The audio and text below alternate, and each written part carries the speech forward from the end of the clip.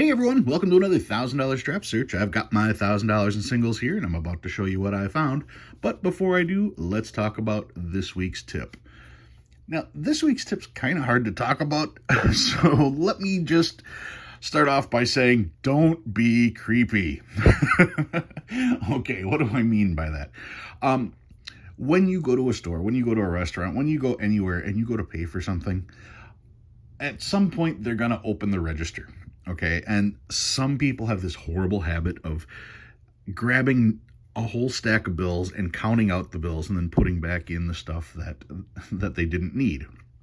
It's actually a very bad way for a cashier to work. Or when they open the drawer, that drawer will open all the way and allow you to peer inside.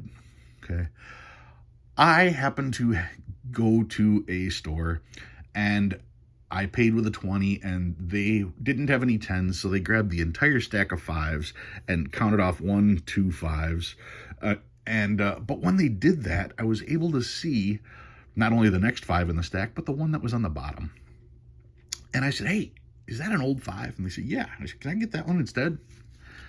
So they gave it to me. So I was able to score, this is a 1988 A $5 small head note, Federal Reserve note, obviously. This one's from Chicago, so it's not the most uncommon note you're going to find. It does have, looks like a little bit of smoke or rust damage over here, a little bit of a crease there, hard crease across the middle. But these are getting tougher and tougher to find. So anytime I can score one of these at face value, just when I'm out shopping or doing whatever I'm doing, I try to grab them. And I say that I don't reach over the counter and try to grab it. That's why I said don't be creepy. Don't be leering at everything that's in the register, but keep your eyes open. You never know when someone's going to flash something like this. And more often than not, they don't think it's going to be worth anything. Or if they do think it's worth something, they're probably not going to be buying it out themselves. Because if they were, they wouldn't have been flashing it in the first place. They'd have put it underneath the register somewhere safe.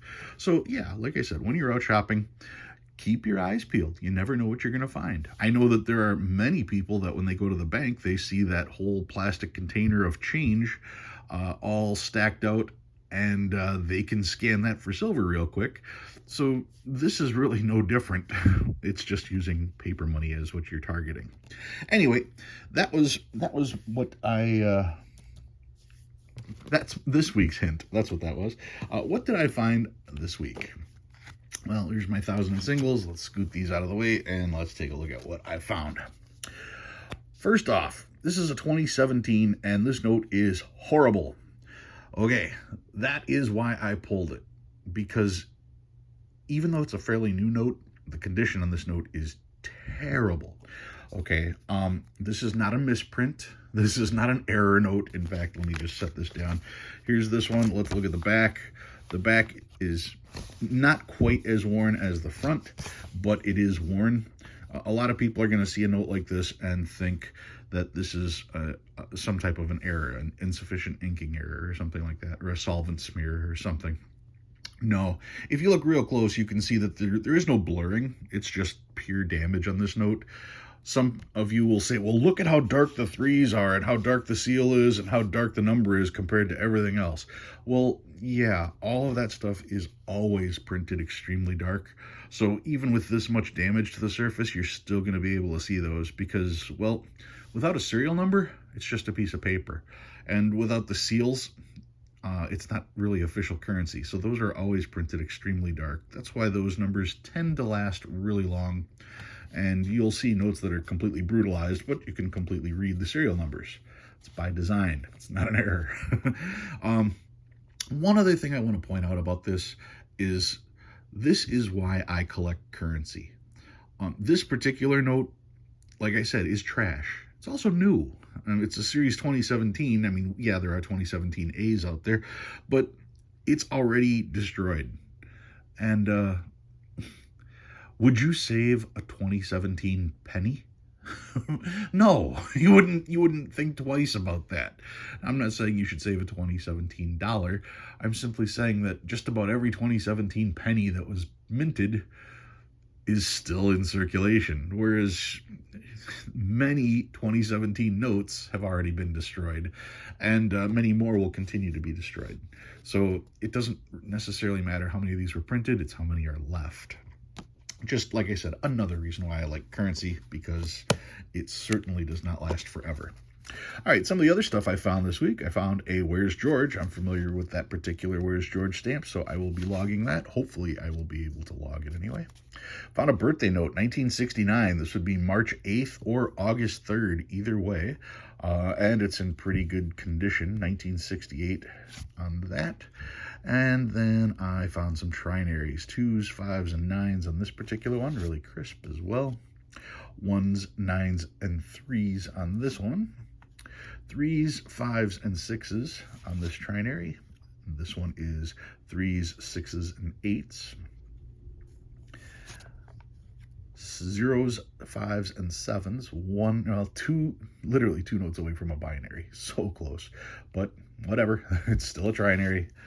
Not an almoster, just a trinary. 1s, 3s, and 8s on this one. And I see 1 8, I see 1 8, and then I see 3 8 here and 1 3 there. So nope, not a repeater, not a radar, just a trinary. 1s, 5s, and 7s on this one. This is 2s, 7s, and 9s. 1s, 7s, and 8s. Let's stick in there. There we go. Quad 1s on this one, really crisp. Quad 1s on this one as well. Quad 2s. Quad 5s. 1, 2, 3, 4, 5. Yep, quad 5s. Another quad 5s as the trailer. Quad 6s. And some stars. 2017 A star note, really crisp, really good shape on that one. Another 2017 A star note, also really crisp. 2017, this one, just a star, somebody wrote on it, that's too bad. 2017 star as well. A 2006 star note found in circulation. Not perfect, still a 2006 star note. And some of the older notes I found this week. 2001, another 2001. 1999, pretty good shape on that one too. 1995, with the fold, that's a little tough to make out, but I recognize the signature, so 1995. Pretty rough shape on that one. 1993, always checking to see if there are web notes on the 95s and 93s and 88As. What else do we got? Another 93, not a web note. 1988, so this was 1 year before the web notes. A 1969A from the Philadelphia Reserve. That is cool. I bet this is probably going to be filling a hole in my book. And the find of the week, this could be the find of the year. This is a 1988A. What's so special about a 1988A? Well, look at the location where it was printed on the sheet. Oh, there isn't one. What am I talking about? Well, this note certainly has a location on the sheet. Location was D4. This one does not have a location. Where was this one printed? Well, here it was in the D section with plate number 258. And this one, just plate number 5, no location. That's unusual. Well, let's look at the back here. The back, we've got a plate number here, 133. Let's see, 1336. And if I look here, we don't have a plate number. Well, actually, we do. It's on top. That's right. I found a web note in circulation. It's been a year and a half, 2 years, maybe 2.5 years since I found a web note in circulation. And this one, yes, was found in circulation. Not in the greatest of shape, lots of creases on it, but a web note nonetheless. These start out at, like $7 or so, even in rough shape, just because they are getting tougher and tougher and tougher to find. And when you consider how many other things I have found, when you consider how many radars, how many repeaters, how many binaries, and all the other things that I have found in circulation since my last web note find, it's hard to believe that these are still as cheap as they are, because let's face it, you're not going to find them. They are very tough. Go to a show and ask them if they have any web notes or if they've even heard of them. So yeah, very, very happy to find a web note in circulation. Easily the find of the week. I am quite proud of that. All right, so that's what I found this week. What did I bring out? Well, I brought out, let's see here. I brought out this. What is this? Well, for Christmas last year, I started doing notes that had Santa on it. And I saw this note and I was able to purchase this note. I just was not able to get this note in time for Christmas to be able to show. But it did come in, and I've had it sitting aside for a while and decided I wanted to show it. So what is this? This is a €0. It is a Euro souvenir.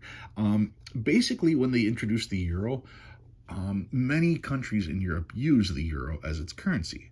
Now, that sounds great as far as not having to exchange money in every different country you go, because the countries are the size of some U.S. states. You'd have to do a lot of money exchanging for a little bit of travel. However, by switching over to the euro, what that means is that each country kind of lost their individuality as far as currency goes, because each country obviously would take great pride into creating their own currency. With them all using the same currency, they lost that. So what they did was each country was allowed to design a souvenir euro called the €0. So each country could produce their own distinctive euro, and I think there's like 23 or 24, maybe more, but there's at least that many. And this particular one is Finland. And you can see Finland up here, Arctic Circle, and the degrees, latitude, and stuff.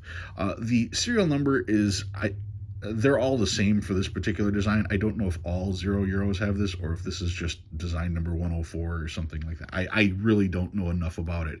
But you can see it is Santa Claus in his chair. And you can see the Santa Claus main post office, Arctic Circle, Finland. And if we take a look at the back,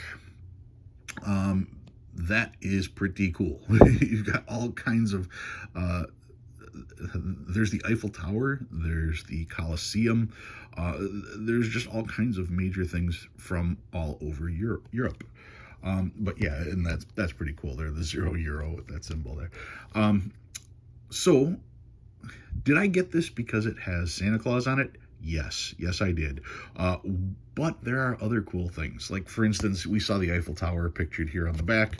The hologram is also the top view, the sky view of looking straight down the top of the Eiffel Tower. That's kind of cool. That's just a neat design for that. But there's something else about this note. Remember when I showed you here? It says Finland, Arctic Circle. You guys can see that, right? I'm hoping it stays in focus. Notice how they spelled Arctic. If you're not a spelling ace, let's look over here. A-R-C-T-I-C. A-R-T-I-C. They misspelled Arctic. They forgot the first C. It is an error euro. Now, is this the way that they left it? No, they fixed it. And when I bought this, I got both versions, the Arctic and the Arctic version. So yeah, that is pretty cool. It looks like they increased the size of the font and that just a little bit as well. So yeah, I have the error note and the corrected note, and as you can see, I actually have 2 of the errors and 2 of the correcteds in here. The backs, of course, are the same. Just very, very cool to have that. Very cool to have an error note on a souvenir and the corrected version. Like I said, I got it because it said Santa Claus. Wasn't aware that there was an error until I found this particular thing. I knew that there was a Santa Claus €0. Didn't know the story about it until after I had purchased it. Very good purchase for me. Very cool note to have. If you learned anything new this week, go ahead and hit that like button. If you like what you see and you want to see more, please subscribe. Love reading all your comments. Guys, thank you very much for watching. I'll see you next time.